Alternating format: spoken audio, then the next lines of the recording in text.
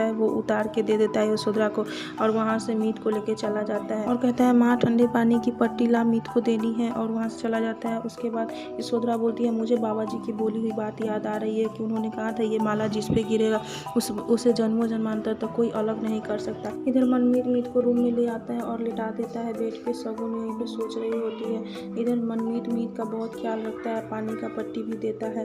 तभी खिड़की से सगुन झाँक के देख रही होती है सब कुछ, और इधर यशोधरा उसके लिए काढ़ा बना रही होती है। बोलती है सपना जैसे ही मीत उठेगी उससे ये काढ़ा पिला देना। तभी मनमीत का नज़र खिड़की पे सगुन पे पड़ता है तो मनमीत जाता है सगुन के पीछे। तब सगुन गुस्से में होती है लेकिन फिर पलट के पूछती है कि तुम हम दोनों के बीच में उस परकटी को क्यों लेके आया जब वो चली गई थी। तभी मनमीत को याद आने लगता है राजवर्धन से किया हुआ वादा। इधर यशोधरा आती है और बोलती है कि सवाल भले सगुन ने पूछा है लेकिन सबको इसका जवाब चाहिए। तभी मनमीत कहता है कि मेरी कुछ मजबूरी है। तभी सगुन उसे और सवाल जवाब करने लगती है तो मनमीत को गुस्सा आ जाता है। बोलता है एक पत्नी को हमेशा अपने पति पे भरोसा रखना चाहिए, उससे सवाल जवाब नहीं करना चाहिए। तू है कि मेरे पे सब पे शक किए जा रही है, मैंने नहीं सोचा कि तुम ऐसी है। और उसके बाद सगुन वहाँ से चली जाती है। तभी मनमीत माँ से बोलता है कि माँ तू तो समझती है ना मेरी कुछ मजबूरी है।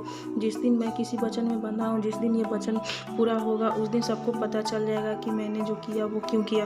तभी कहती हाँ बेटा मुझे तुम पे भरोसा है, लेकिन सरकार बाबू को जवाब देने के लिए तैयार रह। तभी मनमीत उसे गले से लगाता है अपनी माँ को, और उसके बाद मनमीत फिर से सगुन के पास जाता है उसे मनाने। तब तक इधर मीत बेहोशी की हालत में मनमीत कर रही होती है। तो सगुन बोलती है कि मेरी बदुआ है इस लड़की को कि ऐसे ही मनमीत करते करते मर जाए और तू इसके पास न जाए।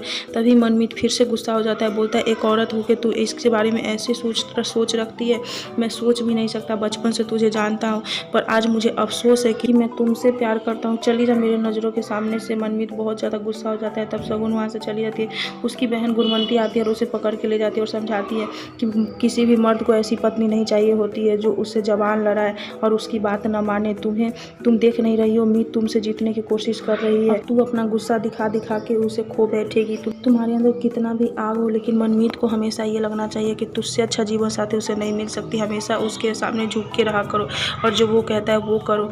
तभी मनमीत इधर पूरा मीत का रात भर ख्याल रखता है जाग के। उसकी बहन सुबह सूत के उठती कहती भैया आप रात भर जगे हुए थे। तो मनमीत कहता है ले इसका ध्यान रख, थर्मामीटर दे के बाहर चला जाता है। उसके बाद सपना इधर कहती है कि पत्नी वही जो पिया मन भावे, और इधर मीत भी छत से सोत के उठ के नीचे आ जाती है। तभी वहाँ पे सगुन भी होती है लेकिन कुछ रिएक्ट नहीं करती है। उसके बाद सगुन छत पे आती है तो देखती है पूरा छत सजा हुआ होता है और चूड़ी भी रखा हो। तो बोलता है कि तब सगुन बोलती है कि इधर चूड़ी कौन बेच रहा है। तभी वहाँ पे मनमीत आता है और बोलता है कि मैं बेच रहा हूँ। सगुन को मनाता है। तभी सगुन बोलती है सॉरी मनमीत, मुझे बहुत गुस्सा आ गया था जब तो उस परकटी को लेकर आया था तो मेरे अंदर आग लग गया था, कंट्रोल नहीं कर पाई थी।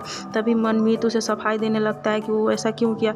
तभी उसका मुंह पे हाथ रख देते और बोलती है कि तुझे अब जवाब देने की कोई ज़रूरत नहीं है, मैं वही करूँगी जो तुम चाहेगा। हमेशा मैं तुम्हारा बात मानूंगी और कभी शक नहीं करूँगी। उसे अपनी बहन की बोली हुई बात याद आती है। उसके बाद मनमीत नीचे आता है और बोलता है जा तैयार होके आ, तुम्हें आज मार्केट लेके जाएंगे। तभी वहाँ पे सपना आती है और बोलती है देवर जी मेरे मायके से कुछ सामान आया पोस्ट ऑफिस में, प्लीज़ ला दीजिएगा। मनमीत कहता है ठीक है। तभी सपना कहती है वैसे तो मीत के मायके से भी सामान आना चाहिए था, लेकिन अगर नहीं आएगा तो उसे बुरा लगेगा क्योंकि सबके मायके से सामान आ रहा है। मनमीत सोचता है ये बात तो सही है, अगर नहीं आया तो वो उन लोगों से मिलने की कोशिश करेगी और अगर कहीं उन्हें सच्चाई पता चल गया तो। उसके बाद इधर मीत बैठ के सोच रही होती है। तभी वहाँ पे मनमीत आता है तो मीत कहती है इधर आ, तुमसे एक बात पूछनी है। तो आता है मनमीत तो पूछती है कि तुमने मुझे वापस क्यों लेकर आया। तभी मनमीत सोचने लगता है और उसे फिर से राजवर्धन का बात याद आता है। तो दोस्तों आज का एपिसोड यहीं पे ख़त्म हो जाता है। तो नेक्स्ट एपिसोड अपडेट जानने